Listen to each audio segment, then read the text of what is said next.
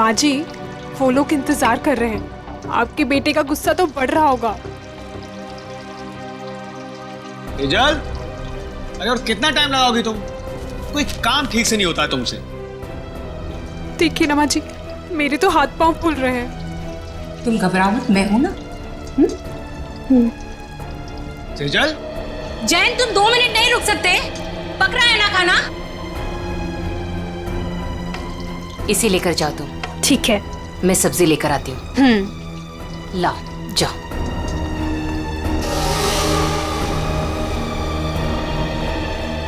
Thank God, आज खाना तो ठीक वक्त पर आ गया।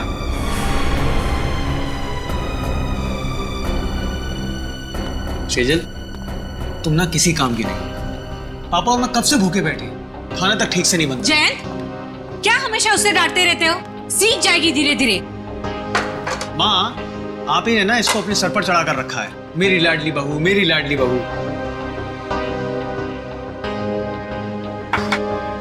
घबराओ मत, मैं हूं ना।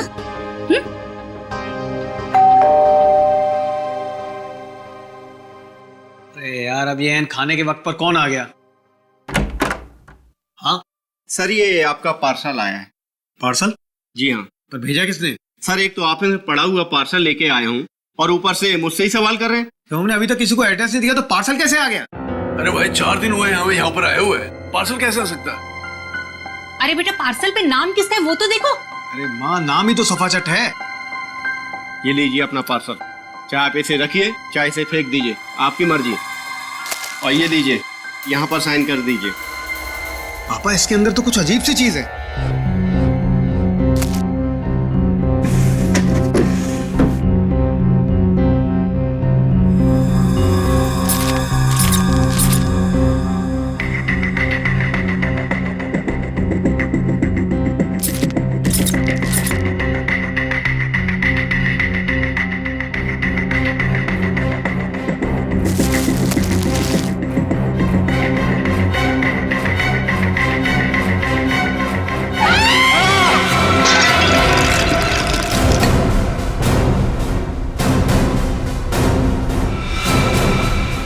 किसने भेजा है हमारे घर ऐसा?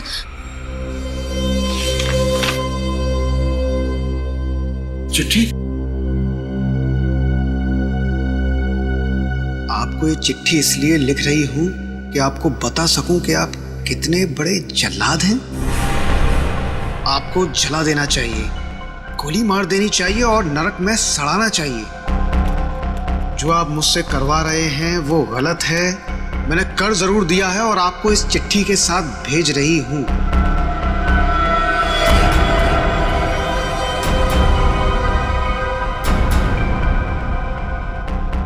लेकिन अब बस, अब मैं आपके लिए ये घोर पाप नहीं करूंगी। मैं कुछ नहीं करूंगी। अब उसे मारना है या नहीं, आप देखो। मैं अपने गांव बरोलपुर वापस जा रही हूं और आपको कभी नहीं मिलूंगी। आप बहुत ही घटिया आदमी हो और मैं अब नहीं डरती आपसे। आपकी गायत्री?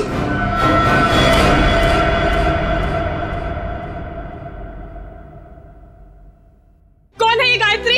हाँ? देखो सेजल, मेरे ऊपर ये कोई गलत इल्जाम है। मैं नहीं जानता ये गायत्री कौन है। मेरे होते हुए कौन तुम्हारी गायत्री? और ये तोहफा दिया है तुम्हारी गायत्री ने तुम्हें? हाँ?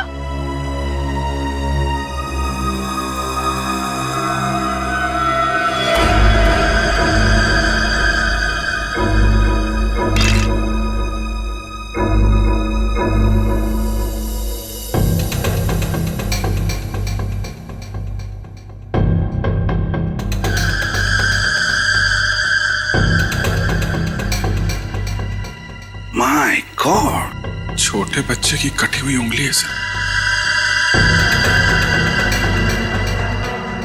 फॉर्मल्डिहाइड में रखी है, लगता है 5-6 दिन पुरानी होगी सर। उंगली काट के भेजा है, मतलब ब्लैकमेलिंग किडनैपिंग का केस लग रहा है सर।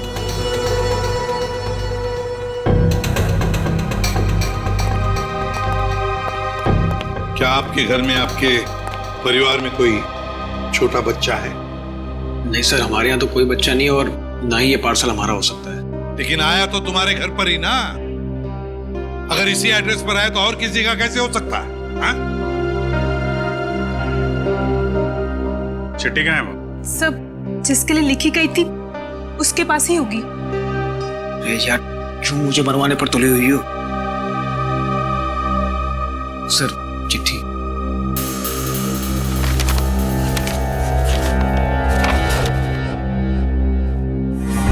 आपको चिट्ठी इसलिए लिख रहे हैं कि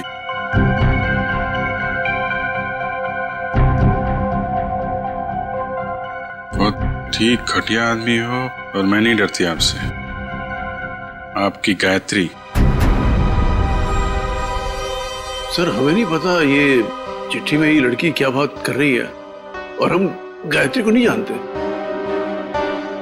सर, जिसे ये पार्सल मिलने वाला था उसका नाम तो लिखा था, मगर अब इसे पढ़ पाना बड़ा मुश्किल है। अच्छा, हाँ ठीक है, पता तो लगा ही लेंगे। लेकिन इस गायत्री ने एक छोटे बच्चे की उंगली काट कर यहां भेजी है आपके पास, और तुम लोग कह रहे हो कि तुम्हें कुछ पता नहीं ये गायत्री कौन है? तो क्या उसके सपने में आया या आप लोगों का एड्रेस? मैं आपसे कह रही थी ना, ये घर मत खरीदो मत खरीदो, देखा भी क्या हुआ। तो क्या आप लोगों ने ये घर खरीदा है? कब खरीदा? सर, हम तो 4 दिन पहले ही यहाँ पर शिफ्ट हुए हैं। सर, कहीं ये पार्सल पहले वाले के लिए तो नहीं? कौन कौन रहता था यहाँ पे? मेरा नाम धनराज है। 30 लाख तो क्या, तुम्हारे इस निकम्मे बेकार पति को मैं 30 फूटी कौड़ियां भी दे दूं। अब पापा क्या क्या बोले जा रहे हो? आप सोच भी रहे हो? तुम इस घर के दामाद है, मेरे पति है। जैसे कि हीरा ढूंढ के लाई। एक तो मेरी मर्जी के बगैर शादी की, ऊपर से ये घर जवाई लाके बिठा दिया यहाँ पर। बस पापा, अब आप शांत हो जाइए, मत लेके इनके मुंह। वैसे भी आपका ब्लड प्रेशर बढ़ा हुआ है। और मोनिका, तुम दोनों भी जाओ यहां से। अब क्या हम अंदर आ सकते हैं? जी, आप लोग? हम लोग सीआईडी से हैं। सीआईडी? जी हाँ। कहिए। आपका जो पुराना घर है जिसे आपने मिस्टर जयंत को भेजा है, वहां पे एक पार्सल आया है, उसके बारे में कुछ पूछताछ करनी है। हे भगवान! उंगली।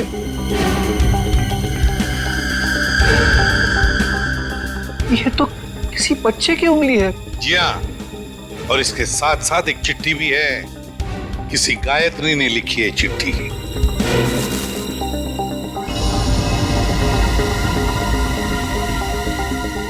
कौन है ये गायत्री? सर, हमारे तो पूरे खानदान में कोई दूर दूर तक गायत्री नहीं है। सर, हमारे परिवार में कोई बच्चा नहीं है जिसकी ये उंगली है। बिना जान पहचान के कोई यूं ही ऐसी चिट्ठी भेज देगा क्या?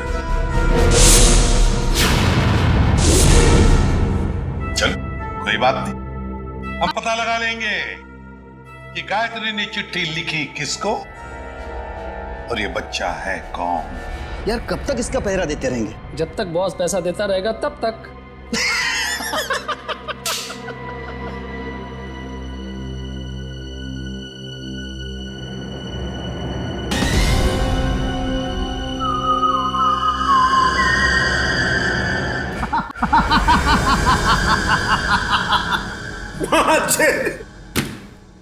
कटी हुई उंगली देखकर सदमा लगा इसे।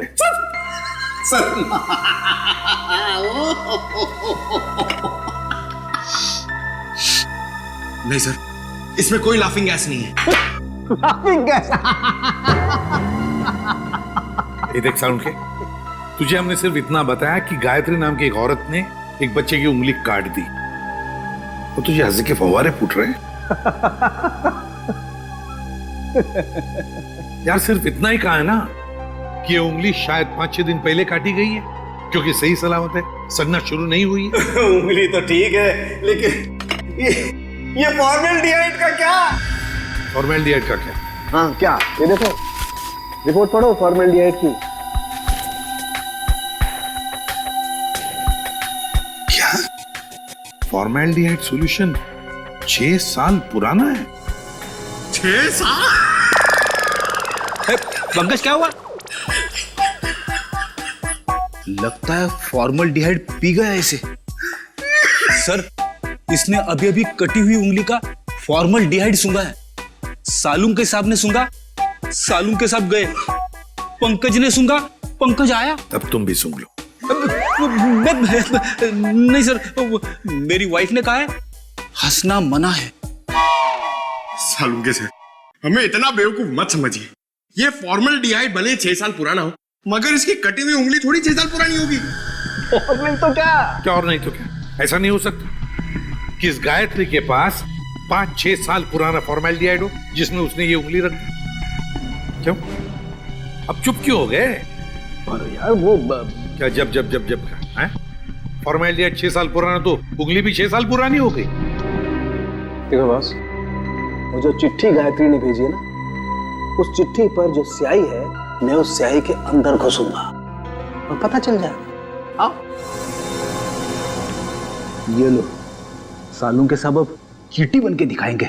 कैसे? कुछ पी जाएंगे और क्या, चींटी बन जाएंगे। ओ, अगर चींटी नहीं बनेंगे तो इनके अंदर घुसेंगे कैसे, है ना? चल, ये है क्रोमेटोग्राफ। लाइट वहां से निकलेगी और इस जाली पर पड़ेगी। ये खास किस्म की जाली। यहाँ पर लाइट का एक स्पेक्ट्रम बनेगा। लाइट हो जाएगी सतरंगी और इस फिल्टर पर पड़ेगी। ये खास किस्म का फिल्टर है जहाँ से सिर्फ एक खास किस्म की लाइट की रेज ही इस चिट्ठी पर पड़ेगी जो गायत्री ने लिखी। और वो लाइट इस चिट्ठी पर जो स्याही है, उस स्याही के अंदर घुस जाएगी। उस लाइट की वजह से इस स्याही के छोटे छोटे कण अचानक गर्म होना शुरू हो जाएंगे और उन कणों की उछल कूद यहाँ पर दिखाई देगी। और ये इस कंप्यूटर के साथ जुड़ा हुआ है। दरअसल एक कंप्यूटर हमें पढ़ के बताएगा कि ये स्याही कितनी पुरानी। सालुंकी, तेरा फिजिक्स का लेक्चर पूरा हुआ? हाँ। हम कहानी शुरू करें? जरूर। ये देखो बॉस, ये लाइट उस जाली पर पड़ी और लाइट का स्पेक्ट्रम, और ये खास किस्म की लाइट घुसी इस चिट्ठी पर।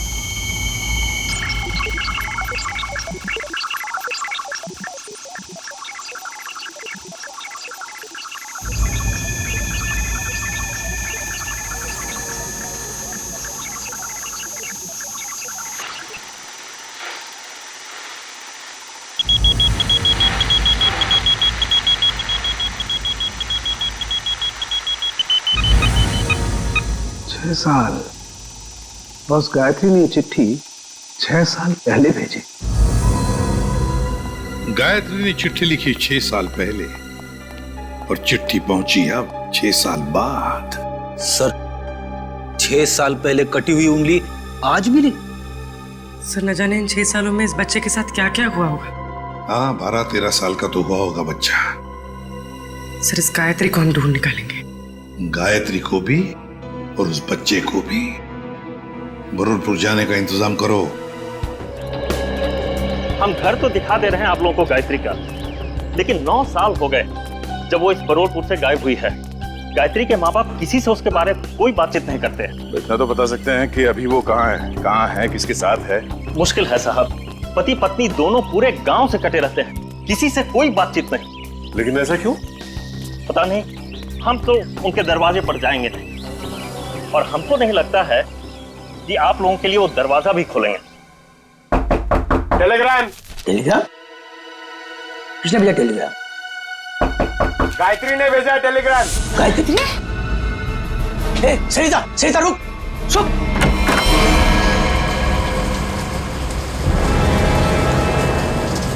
कौन है भैया आप लोग? हम लोग सीआईडी से। सीआईडी से? और आपकी बेटी गायत्री को ढूंढते ढूंढते मुंबई से यहाँ आए। मुंबई से? पर गायत्री तो मुंबई में ही है, वो आपको वहां नहीं मिली? उसके इस चिट्ठी के हिसाब से तो 6 साल पहले आपकी बेटी गायत्री को यहाँ बुरलपुर में 6 साल पहले आना चाहिए था। जब लेटर लिखा था तो आई क्यों नहीं अभी तक?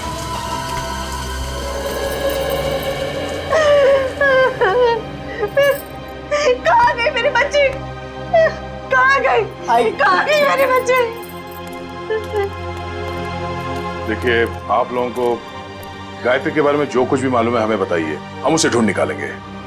हो सकता है वो किसी परेशानी में हो। हाँ? वो मुंबई में कहाँ रहती थी? पता नहीं साहब, मेरी गायत्री 18 साल की थी तो भागे मुंबई चली गई वो। हम लोगों ने उसको मुंबई नहीं छोड़ दी। अचानक एक दिन उसने फोन किया कि उसने वहां किसी के साथ शादी कर ली। पूरे गांव के सामने हमारी इज्जत को मिट्टी में मिला दिया। ये बात है कब की? करीब 7 साल पहले की। उसके बाद आप लोगों का उनसे कोई संपर्क नहीं हुआ? एक बार उसने फोन किया था। उसने बताया कि वो बहुत बड़ी मुसीबत में फंस गई है। पर साहब, हम यहाँ से क्या कर सकते हैं? कैसी मुश्किल? पता नहीं साहब, वो खुद फोन करके ये बोलती थी, पापा मैंने आगे की परेशानी मोल ले ली है। जिसके लिए उसने ये चिट्ठी लिखी थी उसी ने मुसीबत में डाल रखा होगा उसे। किस नंबर से फोन करती थी वो आप लोगों को?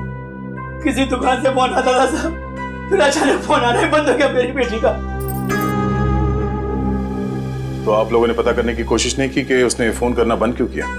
साहब, हमने कई बार वहाँ फोन किया और एक दिन दुकानदार ने बताया कि वो मैडम अब यहाँ पे नहीं आती, शायद वो मोहल्ला छोड़कर चली गई। तो आपने उसे ढूंढने की कोशिश नहीं की? नहीं मैडम। अच्छा, गायत्री के पति के बारे में कुछ पता है आपको? कोई पता नहीं साहब पति के बारे में। अच्छा, गायत्री का एक बेटा भी था ना? नहीं साहब, उसका कोई बच्चा नहीं था, वरना क्या वो अपनी माँ को नहीं बताती? ठीक है, आप हमें उस दुकान का नंबर दीजिए और गायत्री का फोटो भी, हम पता कर लेंगे। ये क्या है तेरे को बच्चे को तैयार करने में इतना समय लगता है? अरे आ रहा हूँ भाई, नए कपड़े पहना रहा हूँ। ठीक है, जल्दी आ। पता नहीं यार ये बॉस को भी क्या हो जाता है, हर महीने में एक नया कपड़ा पहनाकर उसका फोटो खींच के भेजने को कहते हैं। कमाल है। चल ना, ले तैयार हो गया। बेटा क्यों रो रहा है तू? ये अंकल ने मुझे मारा। बेटा मत रो, अंकल को हम बाद में खूब मारेंगे। अब स्माइल दे, एक फोटो निकाल लेता हूं तेरा। सर पिछले 15 साल से हम धनराज के पड़ोसी थे सर। हम उसकी रग रग को जानते हैं सर। उसने जरूर कुछ गड़बड़ किया होगा, तभी तो अपना घर वो कोड़ियों के भाव बेचकर भाग गया। तो ये कुमार जी मोहल्ले में पूरी बात बताते समय घबरा रहे थे तो इनको यहाँ ले आए। सर हम मोहल्ले में उनके बारे में कुछ बोल नहीं सकते थे क्योंकि बड़े खतरनाक लोग हैं सर। वो हम सबकी जान भी ले सकते थे। हाँ सर, उसका बदमाश दामाद सोहन और वो खुद बुढ़ा धनराज, अगर वो डस भी ले ना सर तो कोई पानी ना मांगे। अच्छा, ऐसा क्या किया उन्होंने आपके परिवार के साथ? सर उनको समझना बहुत मुश्किल है, बहुत घटिया लोग हैं सर, एक नंबर के क्रिमिनल है सर। मेरी बेटी की हालत देखिए ना सर, धनराज के बेटे ने इसकी जिंदगी खराब कर दी। रणवीर ने? नहीं सर, हम रणवीर की बात नहीं कर रहे हैं, उसका छोटा बेटा अमन की बात कर रहे हैं सर। एक मिनट। उनके घर में हमने एक ही बेटा देखा, रणवीर, लेकिन धनराज का दूसरा बेटा अमन है, ये तो हमें किसी ने नहीं बताया। सर उन्होंने भी आपको सच नहीं बताया, भगोड़ा है अमन। सर उससे मेरी शादी होने वाली थी और सगाई के दिन ही वो मुझे छोड़कर भाग गया, पता नहीं कहाँ चला गया था। ये धनराज और उसका परिवार तो काफी शातिर निकला सर।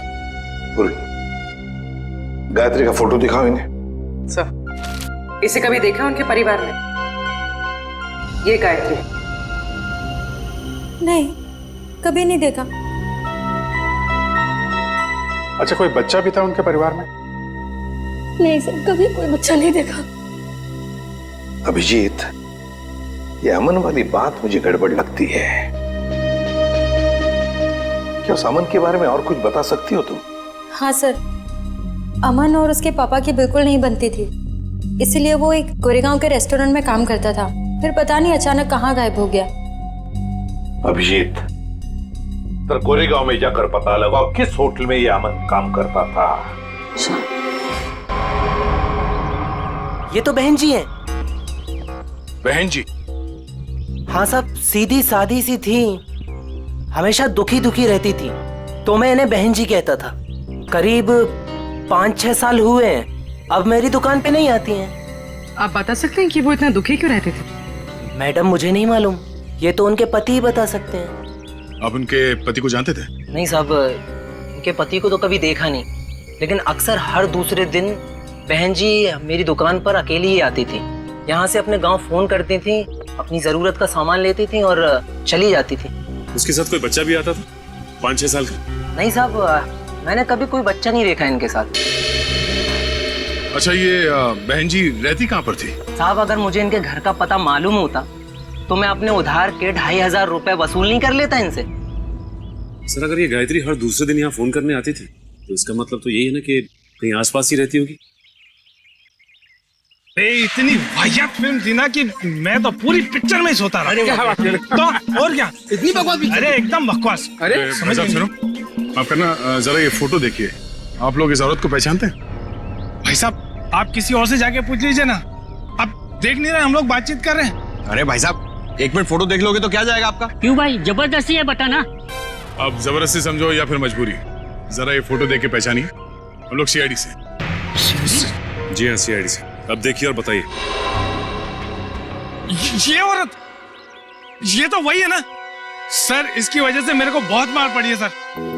मैं इसके बारे में आपको कुछ भी नहीं बता सकता। मैं तो जा रहा हूँ भाई, मैं जा रहा हूँ। अरे सुनो भाई साहब। अरे नहीं भाई, अरे रुको। अरे नहीं।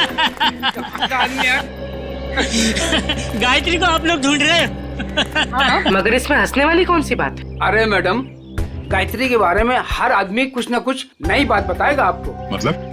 अरे साहब, उसको समझना बहुत मुश्किल था। गुंडे उसकी देखभाल करते थे, और तो और साहब, उसको कोई आंख उठाकर नहीं देख सकता था, न ही उससे बात कर सकता था। वो रहती कहाँ थी? अभी तो कोई उसके घर में नहीं रहता, पिछले 6 साल से खाली पड़ा है। पता नहीं वो लोग कहाँ चले गए। कोई नहीं, हम देख लेंगे। ये बताओ कि उसका घर कहाँ है? वो रहा गायत्री का घर।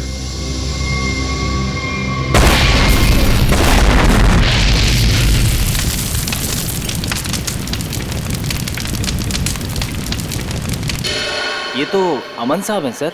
ये बहुत पहले यहाँ पर मैनेजर होते थे सर। बहुत खड़ूस थे ये, 1 सेकंड चैन से नहीं बैठने देते। अच्छा, ठीक है ठीक है। उनके बारे में हमें कुछ और बता सकते हो? हाँ साहब, सुना है कि इनके पिताजी के साथ इनकी बिल्कुल नहीं बनती थी, इसीलिए वो इतने बड़े बाप की औलाद होने के बाद भी यहाँ काम करते, और फिर किसी रईस लड़की से उन्होंने शादी कर ली, और फिर शायद वो बेंगलोर चले गए। और क्या सर, करीब 6 साल पहले एक कार एक्सीडेंट में वो, उनकी पत्नी और उनका बेटा मारे गए। तीनों मार गए? सर सुना तो ऐसा ही था। उनकी पत्नी का नाम गायत्री था क्या? नहीं सर, गायत्री तो नहीं था, नाम तो कुछ और था सर। पहले याद था पर अब याद नहीं आ रहा। तुमने बताया उनका बेटा भी था? हाँ सर, करीब 5-6 साल का था जब वो एक्सीडेंट हुआ था। Thank you very much. वो उंगली 5-6 साल पहले की कटी हुई है, किसी 5-6 साल के बच्चे की है, और अमन के बेटे का एक्सीडेंट भी 5-6 साल पहले हुआ था, और वो चिट्ठी भी 5-6 साल पहले लिखी है। तो ये बच्चा तो पोता निकला धनराज का। कहीं ऐसा तो नहीं कि ये बच्चा अभी जिंदा हो? मुझे भी ऐसे ही लग रहा है। जरा बैंगलोर फोन करो और पुलिस स्टेशन से एक्सीडेंट के सारे रिकॉर्ड मंगवा लो। इस गायत्री का कुछ ना कुछ लेना देना है धनराज परिवार से। और ये धनराज सारी बातें हमसे छिपा क्यों रहा है?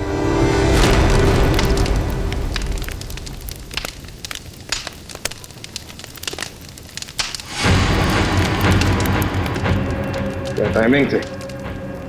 हम लोग यहाँ गायत्री के घर पहुंचने ही वाले थे कि किसी ने यहाँ पे बॉम्ब ब्लास्ट कर दिया।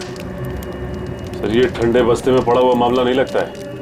लगता है बच्चा अभी भी जिंदा है, और ये मुजरिम हम पे नजर रखे हुए था, इसीलिए उसे पता लग गया कि हम गायत्री के बारे में पूछताछ कर रहे हैं। हाँ, मगर ऐसी क्या चीज थी यहाँ जो मुजरिम चाहता था कि हमारे हाथ न लगे?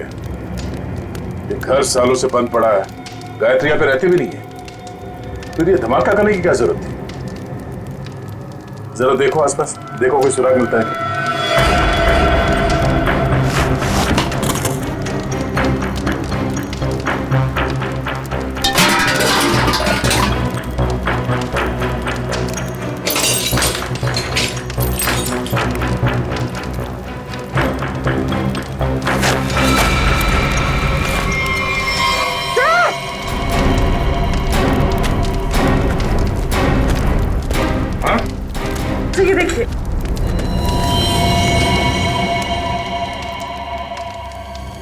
किसी की हड्डियां हैं, सीमेंट और ईंट के टुकड़े पे चिपकी हुई है।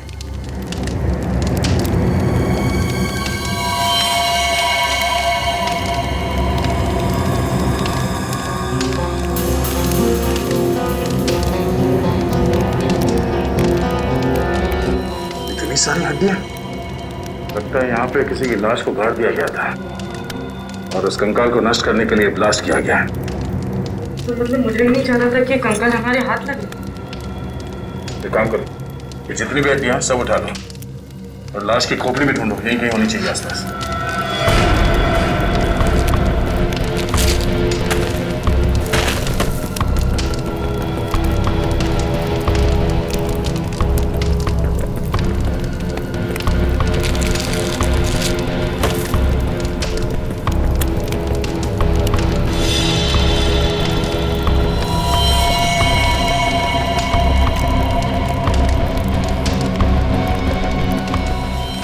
ये देखो, मिल गई खोपड़ी। मतलब सर किसी की लाश को यहाँ पे गाड़ा गया था? और ये है कौन? इसके साथ ऐसा क्या हुआ था कि इसके गाड़ने के बाद भी इसकी लाश को जला के नष्ट करने की कोशिश की गई है?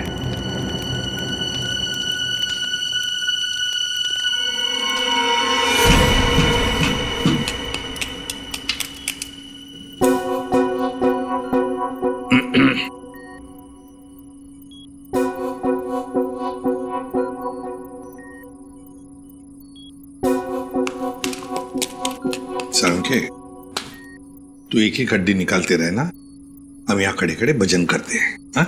बॉस, आप वक्त से पहले आकर के खड़े हो गए मेरे सर पे। ये हड्डियां किसकी है बता? ये हड्डियां एक लड़की की है। सर, गायत्री के घर में लड़की की हड्डियां? कहीं कहीं हड्डियां गायत्री की तो नहीं? पता नहीं गायत्री की हैं या नहीं है, ये तो तभी पता चलेगा जब हम इस खोपड़ी पर चेहरा बना लेंगे।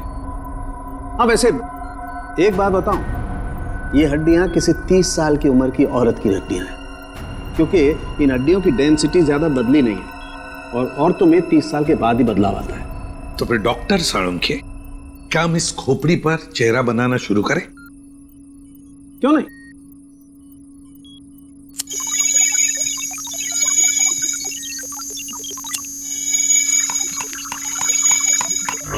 वैसे एक बात बताओ, जिस किसी ने भी गायत्री के घर में ब्लास्ट किया है, उससे बड़ा गधा संसार में कोई और होगा नहीं। वो क्यों? सिंपल सी बात है, अगर वो ब्लास्ट नहीं करता तो ये खोपड़ी बाहर नहीं आती, और अगर ये खोपड़ी बाहर नहीं आती बॉस, तो हम इस खोपड़ी पर चर्चा नहीं कर रहे होते।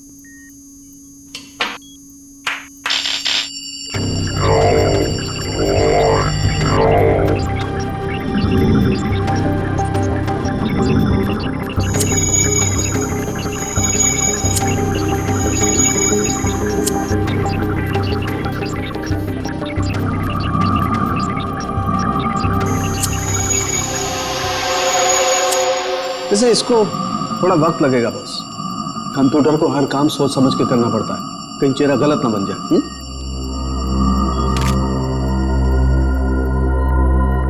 माय गॉड, ये क्या है? ये देखो बॉस, ये तो सोना है, गोल्ड।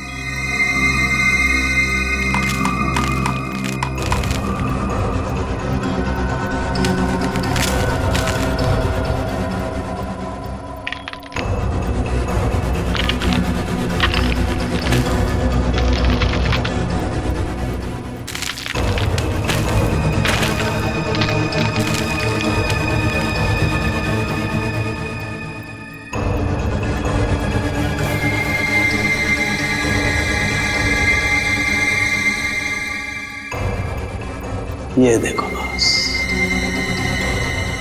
ए फॉर एप्पल, यार, ए फॉर अमन। हाँ, चेहरा बन गया बॉस। गायत्री,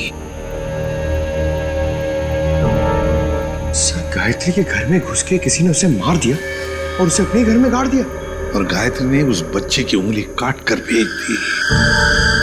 पर हुआ क्या उस बच्चे का?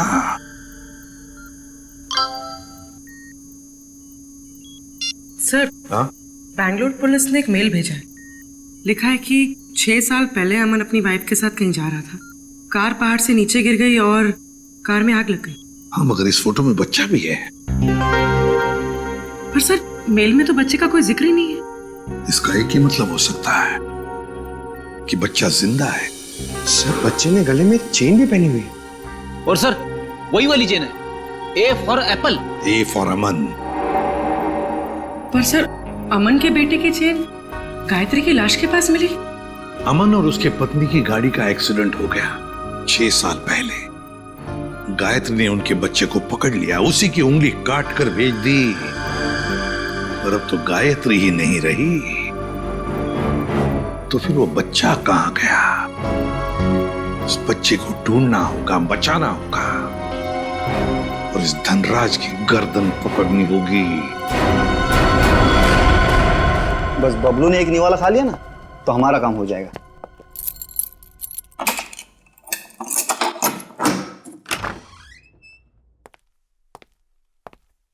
बबलू बेटा, ले बेटा खाना खा ले। ये मेरे लिए?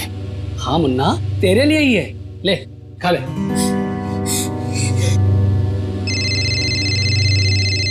बॉस? हाँ बॉस। हाँ बस निकल ही रहे। हाँ बॉस, आपका काम हो गया बॉस। चल निकल। चल। धनराज जी, क्या कह रहे थे आप लोग कि आपको उंगली के बारे में कुछ पता नहीं?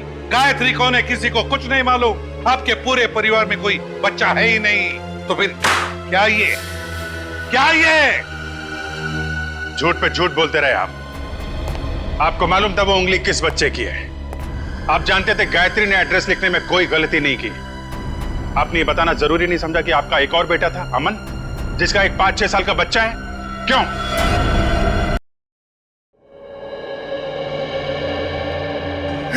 सर, जब मैंने उंगली देखी थी तो मुझे लगा था कि वो शायद पोते की हो सकती है।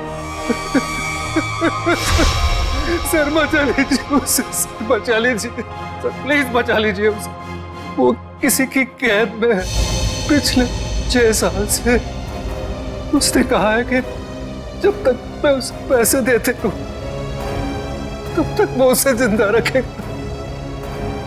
सर, उसने मुझे धमकी दी है कि अगर मैं किसी को बताऊं तो मेरे बबलू को मार देगा। पापा, अमन का बेटा जिंदा है और आपने हमें भी नहीं बताया। मैं नाराज था अमन से। उसने भी मेरे मर्जी के खिलाफ शादी की थी, पर 5 साल के बाद उसका मुझे फोन आया और उसने माफी मांगी, तो मैं किसी को बिना बताए बेंगलोर चला गया। फिर पोते बबलू को गले लगाया, उनको घर वापस आने को कहकर मैं वापस आ गया। मुझे क्या पता था कि वहां से आते आते उनका एक्सीडेंट हो जाएगा। लेकिन बबलू उस एक्सीडेंट में बच गया है ना? मुझे लगा था कि उन दोनों के साथ बबलू भी नहीं रहा, पर एक दिन किसी आदमी का मुझे फोन आया। उसने बबलू की आवाज मुझे फोन पर सुनवाई और कहा कि जब तक मैं उसे 10 लाख रुपया महीना देता रहूंगा तब तक बबलू जिंदा रहेगा। आपको ये कैसे लगता था कि उन्होंने बबलू को जिंदा रखा होगा? सर, वो हर महीने मुझे बबलू के फोटोग्राफ्स भेजता रहा सर। 1 मिनट, ये लीजिए सर।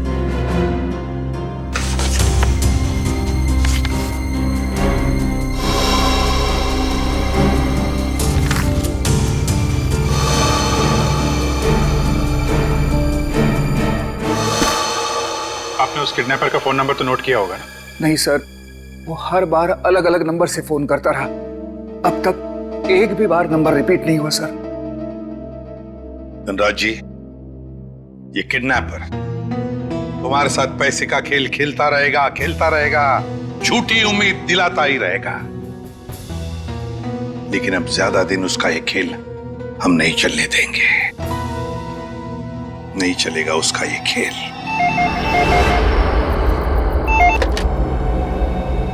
हेलो धनराज जी, मैं सोच रहा हूँ कि आपका पोता मैं लौटा दूं। ओह, तुम हो? भगवान तुम्हारा भला करे। प्लीज मेरे पोते को लौटा दो। हम भगवान के भरोसे पे नहीं रहते। तुम हमारा भला करोगे और हम तुम्हारा। हाँ हाँ, मैं हमेशा की तरह पैसे लेके आऊंगा। बोलो कहाँ आना है, अभी आता हूँ। नहीं, अभी नहीं, कल सुबह ठीक 7 बजे कल्लू गैरेज, और इस बार 10 करोड़ लेकर आना। 10 करोड़?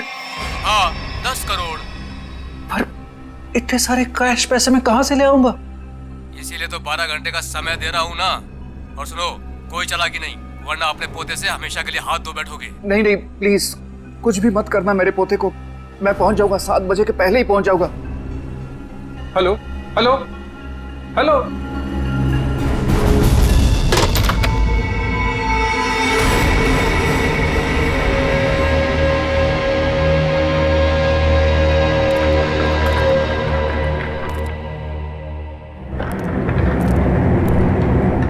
कल्लू गैरेज ही तो बोला था, यहाँ तो कोई नहीं है। हेलो हेलो, कोई है? पापा। रणवीर, रणवीर तुम यहाँ क्यों आए? पापा, मैं आपको किडनैपर से अकेले मिलने कैसे आने देता? रणवीर, तुम्हें पता है उसने कहा था कि मैं अकेला ही यहाँ हूँ। अगर उसने तुम्हें देख लिया तो वो बबलू को कुछ भी कर सकता है। रणवीर जाओ, भागो, तुम भागो।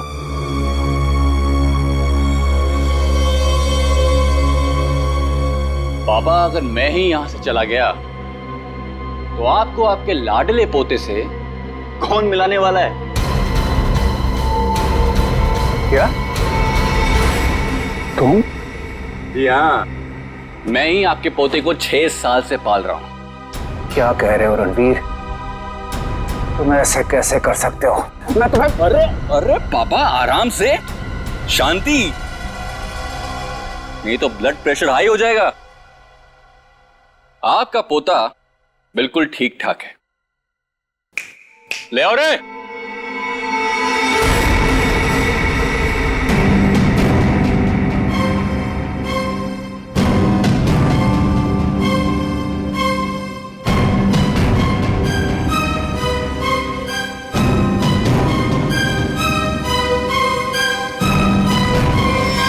बबलू, दादाजी, दादाजी।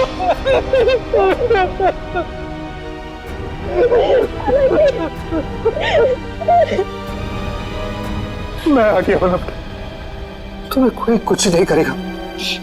चलो घर चलते। अरे रुकिए पिताजी, रुकिए। जाते जाते जरा इन कागजात पे साइन करते जाइए, देख लीजिए।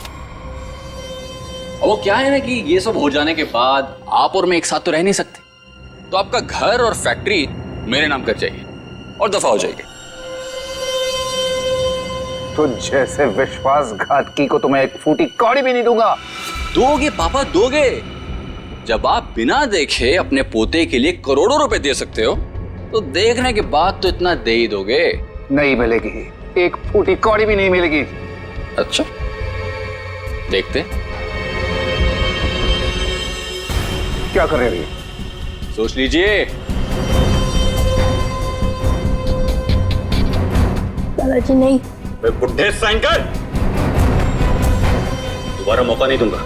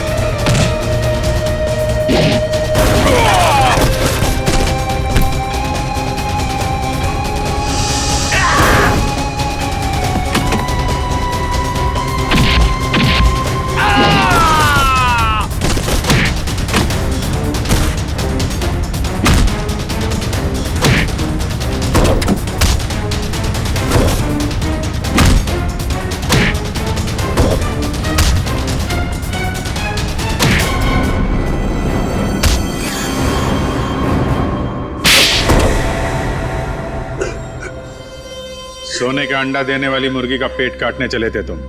सारे अंडे एक साथ चाहिए थे, हैं? धनराज जी को फोन करके यहाँ बुलाना तुम्हारी सबसे बड़ी गलती थी। गायत्री ने वो चिट्ठी इसी जल्लाद के लिए लिखी थी। इसने शादी की थी उससे। अब बता, क्यों किया तूने ये सब? कोई औलाद नहीं थी इनकी, तभी इन्होंने मुझे गोद लिया था। लेकिन फिर अमन के हो जाने के बाद मैं इन पर बोझ बन के रह गया था। रणवीर, मैंने तुम्हें कभी अमन से कम नहीं समझा बेटे। झूठ बोल रहे हो तुम।